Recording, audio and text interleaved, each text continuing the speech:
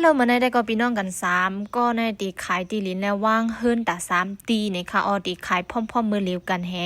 ดีกว่าอยู่จอมลูกล่างตั้งดีปางสร้างในค่ะวันนั้น2ตีได้ก็ตีเป็นเฮิรนและเทียงตีซ้ำตีเป็นตีลิ้นเป่าซะไหนค่ะอออันได้ก็ตีเป็นเฮิรนหลังที่อันดังสุดค่ะนะในซ้ำตีเป็นเฮิรนหลังที่2ในค่ะมันดีตกขึ้นกองอ่ะจะไหนค่ะเนาะกาคันในก็เจ้ามันปืดไว้เฮิรนหลังในได้ก็8ปากนะคะอ๋อเทียงตีนได้ก็จะเป็นลอกลินเป่าละลายค่ะ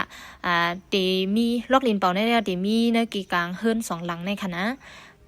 โอเคหมอก่อนดีมากกับสืบปันเฮิรนหลังอันตั้งสุดค่ะนะเตป้าหูสีนาพักดูว่างได้ยาวปีว่างตั้งกวางมันได้ก็เตมี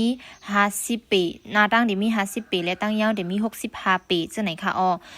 ในแชทมันได้ก็ย้อนเปว่ามันเต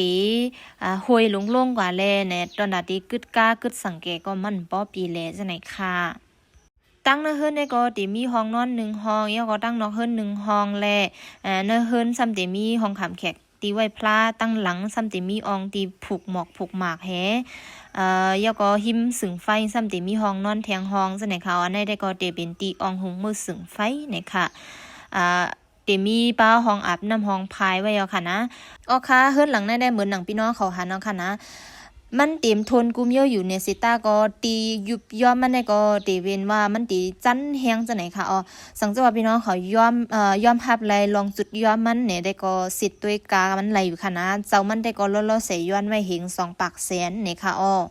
กับสืบกว่ากับสืบมาซัมบ่ลืมลาดในอองตีมันยาวค่ะอองตีมันได้ก็ติมีติปอก8น้องฮีตรงเองตางยันในค่ะสังเกตว่าพี่น้องเขาสนใจเฮิรนหลังในเนี่ยใครเสียดกาขันมันตีเจ้ามันกำซื้อก็ติดต่อมาหมายฟุ้งบอกก่อนเลยค่ะเนาะ